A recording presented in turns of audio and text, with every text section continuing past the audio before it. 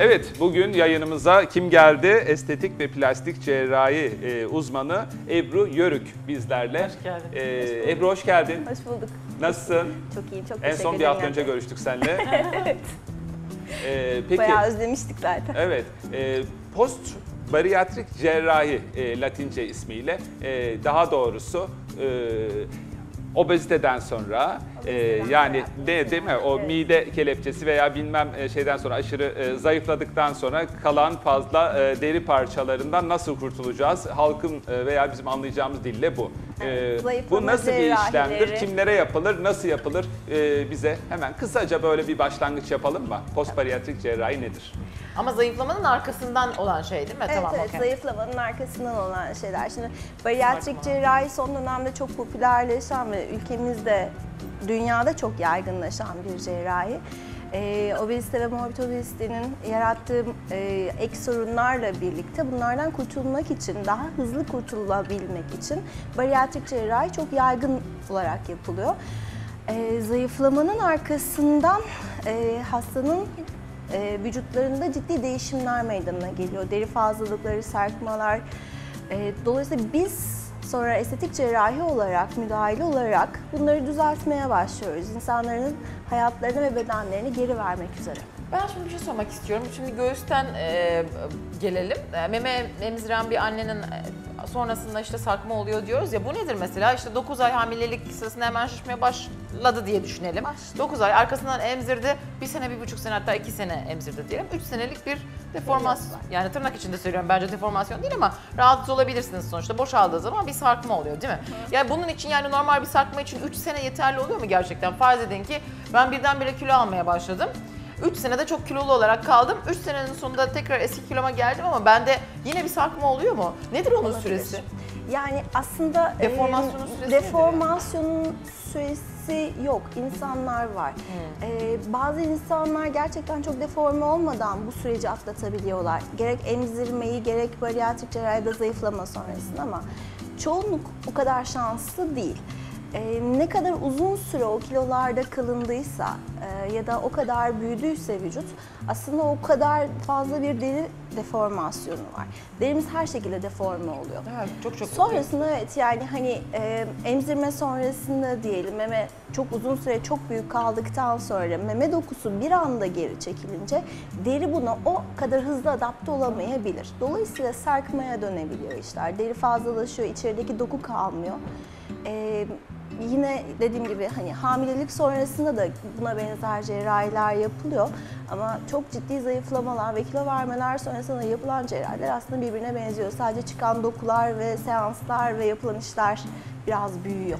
Bunu şeye benzetiyorum ben çok, balonu şişiriyorsun, boşaltıyorsun, şişiriyorsun, öyle. boşaltıyorsun. Bir de şöyle balonlar var, uçan balonlar var.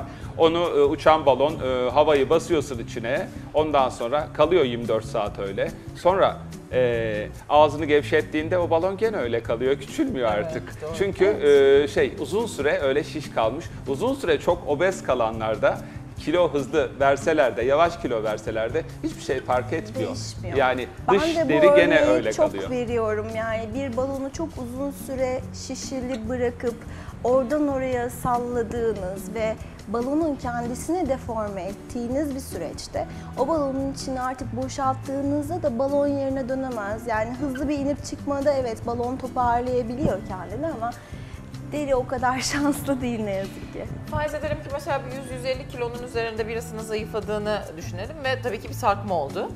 Siz mesela, size başvurduğu zaman nereden başlıyorsunuz? Ya komple istiyor mesela gerçekten. Her yerinde de sarkma var. Bacak içinde var, karnında var, herhalde tahminimce göğüs bölgesinde var, kollarında var.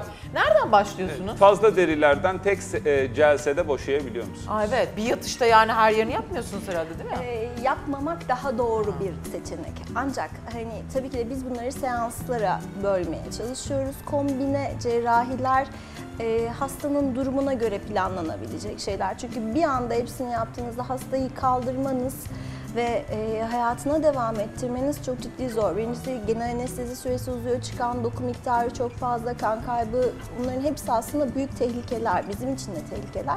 Çünkü biz hiçbir hastamızın yatakta öyle günlerce yatmasını vesaire hiç istemiyoruz. Tehlikeyi artıran şeyler. Bizim için ideali anesteziden bir 4-5 saat sonra kalkması ve yürümeye başlaması.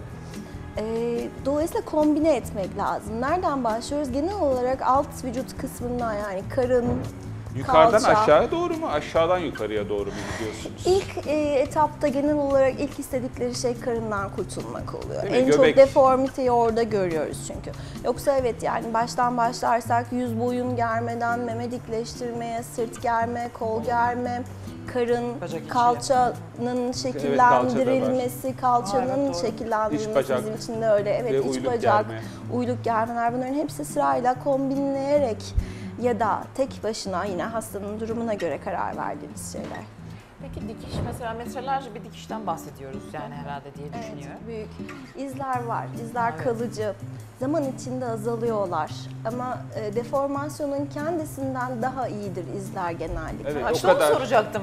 Hani hangisini tercih ediyorlar normalde? Siz örneklerini gösteriyorsunuz. İzler genellikle hastaların en az şikayet ettiği şey ne kadar haline güzel bir geliyor. şey. Çünkü yani çok uzun bir süre 150 kilolarda kalan bir insanı siz stabil kilosuna indirdikten sonra oluşan deformasyon, inanın bana, izler orada hiçbir şey kalmıyor. Değil mi? İzin Umurlarında çok olmuyor. önemi yok. Çünkü düşünsene bir karnın var, dizlerine kadar sarkıyor. Bir de ekstra bir spora kilodan daha da gidiyorsun. kurtuluyorlar bir de üstüne. Tabii ekstra deriden de o da bir kilo tabii. Evet. Ondan kurtulmaları bir de mümkün değil cerrahi haricinde. 15-20 kilo daha hafifliyorsun o derilerden kurtulunca. Peki bir tane sorum var.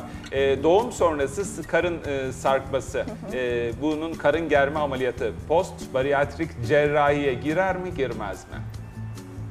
Post bariyatrik cerrahi dediğimizde bariyatrik cerrahi sonrası estetik Sonrası ameliyat oluyor olduğu ama için. yapılan işlem yine aynı aslında, yine değil mi? benzer şeyler. Sizin dediğiniz tabiri biz genellikle işte mummy makeover, annelik ameliyatları olarak da adlandırıyoruz. Aslında benzer şeyler çünkü orada da bir deformasyon söz konusu, ciddi bir kilo alıp verme, karnın çok deformasyonu, karın kaslarının deformasyonları söz konusu. Aslında evet, yapılan iş çok mu değişiyor? Hayır, teknikler çok benzer ve yapılan şeyler aynı ama çıkan doku miktarında çok büyük değişim var. Bir zayıflama, yani ciddi bir zayıflama sonrası yaptığımızda biz karnı sadece ön tarafta çalışarak bırakamıyoruz çünkü arkaya doğru devam etmek, kalçayı ve yine belden altını da toparlamamız gerekiyor. Dolayısıyla aslında evet, iş oradan büyüyor birazcık. Aynı şey değil, teknik açıdan evet karın germeler aynıdır. Ama yapılan şeyde işte bariyatrik cerrahi sonrasında hastayı çok şanslı hastayı karın germeyle bırakıyoruz diyelim. Peki önemli bir sorum daha var. Hakikaten çok önemli. Bariyatrik cerrahi dediğimiz mide küçültme ameliyatından ne kadar sonra kişinin size gelmesi lazım? Doğru zaman ne zaman? Doğru zaman ne zaman? En az 6 ayda kilosunun sabit olmasını Bravo. istiyoruz. Bu yabancı yayınlarda 2 yıl sonrasına kadar tekabül edebiliyor. Bir bekleme süreleri var. Çünkü tabii hastayı 300 kilodan ameliyat ederseniz normal kilosuna inmesi ve stabilleşmesi daha uzun bir zaman alabileceği gibi 150 kiloda yaptığınız hastayı da 2 yıl bekletmek ayrı ama stabil en az 6 aya olması lazım. Yani Kilosunun ben sabit kaldığı. mide küçültme ameliyatı oldum ya da işte balon yuttum, kelepçeye taktırdım, her neyse birini yaptırdım bunlardan. Kilo verdim, 150 kiloydum, verdim 80 kiloya geldim ve artık 80 kilodan daha aşağı düşemiyorum. Sporuma gidiyorum, normal beslenmem ölçülü yapıyorum ve 6 aydır 80 kilodaysam o zaman İdeal diyorsunuz hasta. ki gel yapabiliriz. Artık o zaman alalım. gel. O zaman başlayabiliriz. Evet, bunu yaptıktan sonra hastaların yüzde kaçı memnun, yüzde kaçı memnun değil? Kendi Ya adıma keşke konuşayım ameliyat mı? olmasaydım diyen hiç var mı? Yok, keşke hiç bu kiloya Değil çıkmasaydım mi? diyen çok Çok. fazla. Yani hani en baştan o deformasyona gitmemin, en başına dönmeyi isteyen tabii ki de çok fazla ama ameliyatlardan sonraki memnuniyet oranları çok yüksek. Ne olursa olsun evet, bazılarında çok daha majör izler bırakıyoruz ama henüz pişman olanını görmedim bu ameliyatları olduğuna. Ama tabii en baştan bu kiloya çıkmasaydım diyen Ama son pişmanlık fayda vermez. Yok, o yani ama hani size hayatla geldikten dönüyorlar. sonra kişilerin psikolojileri de çok düzeliyor değil mi? Kesinlikle. Hayatla barışıyorlar, Hayat, eşleriyle barışıyorlar. Kendileriyle barışıyorlar her şeyden ötesi. Yani kendi vücutlarına baktığında, insanın aynaya baktığındaki tatmini çok farklı bir şey. Çünkü o ciddi bir deri deformasyonu ve inanılmaz yaşlanmış hissediyorlar. Bir sürü bir şey var aslında yani. Hani o hala o travmanın etkisinde oluyorlar o deri oradayken. Yine de kendilerini tam olarak zayıflamış hissedemediklerini düşünüyorum. Çünkü çoğunluğu bunu da ifade ediyor. Yani o hala orada, eskinin kanıtları orada dururken çok da mutlu olmuyorlar. İş bizim işte bittikten sonra, yani plastik cerrahinin son müdahalelerinden sonra normal hayatlarına devam ediyorlar. Ne kadar süre sonra normal hayatlarına dönüyorlar diye bir soru sorsam? Hangi ameliyattan sonra derim Sizinkinden yani. sonra. fizikle. Yani bariyatrik yaklaşık cerrahi oldular, en azından normal toparlama Toparlanma ameliyatını süreci oldu. bir hafta sonra normal hayatlarına döner. Yani sporuna Herkesin gidebilir var. mi bir hafta sonra? Bir hafta sonra spora başlatmam. Çünkü Ne zaman aslına başlatırsın? bakar, ben yaklaşık 3 haftada Üç artık hafta. normal yürüyüşlerinize başlayayım. Bir aydan sonra spor diyorum. Yani yine de bir kardiyovasküler egzersizi yavaş yavaş açma taraftarıyım. Hasta kaldırabiliyorsa tabii yani. Yani çıkan doku ve yorgunluk miktarına bağlı. Ne kadar kan kaybettiğimize ve ne kadar o esnada yorulduğuna bağlı ama ben biraz sanırım o konuda şeyim ya. Ebru, acı var mı acı?